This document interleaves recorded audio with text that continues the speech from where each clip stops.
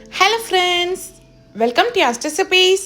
இன்றைக்கி ஒரு சூப்பரான லஞ்ச் பாக்ஸ் ரெசிபி தான் பார்க்க போகிறோம். உருளைக்கிழங்கு சாதம் ரொம்ப டேஸ்ட்டாக இருக்கும். வாங்க எப்படி செய்யறதுன்னு பார்க்கலாம். கடாயில் 2 ஸ்பூன் எண்ணெய் சேர்த்துக்கலாம். எண்ணெய் நல்லா சூடானதுக்கப்புறமா 1/2 ஸ்பூன் கடுகு சேர்த்துக்கோங்க. 1/2 ஸ்பூன் சீரகம் சேர்த்துக்கலாம். 1/2 ஸ்பூன் சோம்பு சேர்த்துக்கோங்க. இப்போ இது எல்லாமே நல்லா பொரிஞ்சதுக்கப்புறமா ஒரு வெங்காயத்தை நல்லா பொடியாக கட் பண்ணிவிட்டு சேர்த்துக்கோங்க. இது கூடவே 5 பல் அளவுக்கு பூண்டை லைட்டாக தட்டிட்டு சேர்த்துக்கலாம். நல்ல ஃப்ளேவர் கொடுக்கும். ஒரு 5 போல் காஞ்ச மிளகாய் சேர்த்துக்கலாம்.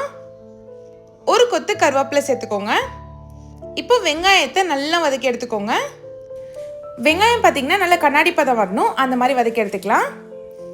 இப்போ இதுலேயே ஒரு பெரிய சைஸ் உருளைக்கிழங்கை நான் கட் பண்ணி வச்சுருக்கேன், அதையும் சேர்த்துக்கோங்க. மசாலாவுக்கு 1/2 ஸ்பூன் மஞ்சள்தூள் சேர்த்துக்கலாம். 1 ஸ்பூன் தனி மிளகாய்த்தூள் சேர்த்துக்கோங்க. 1 ஸ்பூன் மல்லித்தூள் சேர்த்துக்கலாம். 1/2 ஸ்பூன் கரம் மசாலா இல்லைன்னா சிக்கன் மசாலா சேர்த்துக்கோங்க. 1/2 ஸ்பூன் போல் உப்பு சேர்த்துருக்கேன். இப்போ இதை நல்லா வதக்கி எடுத்துக்கோங்க.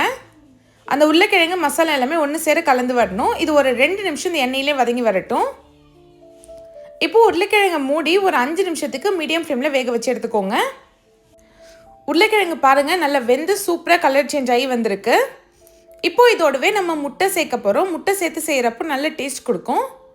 நான் இன்றைக்கி 2 முட்டை எடுத்திருக்கேன். இப்போ இதை நல்லா ஸ்க்ராம்பிள் பண்ணி எடுத்துக்கோங்க. முட்டை லைட்டாக வெந்ததுக்கப்புறமா உருளைக்கிழங்கோடு சேர்த்து நல்லா மிக்ஸ் பண்ணிவிடுங்க. உருளைக்கிழங்கையும் முட்டையும் ஒரு 2 நிமிஷத்துக்கு நல்லா வதக்குனிங்கன்னா இந்த மாதிரி உதிரி உதிரியாக வந்துடும். இதை நீங்கள் சைடிஷாகவும் யூஸ் பண்ணலாம்.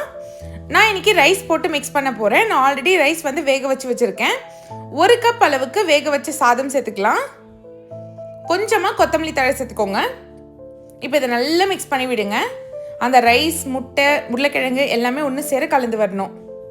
இப்போ பாருங்கள், நல்ல சூப்பராக உருளைக்கிழங்கு சாதம் ரெடி ஆயிடுச்சு. அவ்வளோதான், நல்ல சூப்பரான உருளைக்கிழங்கு சாதம் வீட்லேயே ரெடி பண்ணியாச்சு. இதை நீங்களும் கண்டிப்பாக உங்கள் வீட்டில் ட்ரை பண்ணி பாருங்கள். ட்ரை பண்ணிட்டு எப்படி இருந்துச்சுன்னு கமெண்ட் பண்ணுங்கள். வீடியோ பிடிச்சிருந்தா யாஸ் ரெசிபீஸ் சேனலை சப்ஸ்கிரைப் பண்ணிவிடுங்க. தேங்க்ஸ் ஃபார் வாட்சிங்.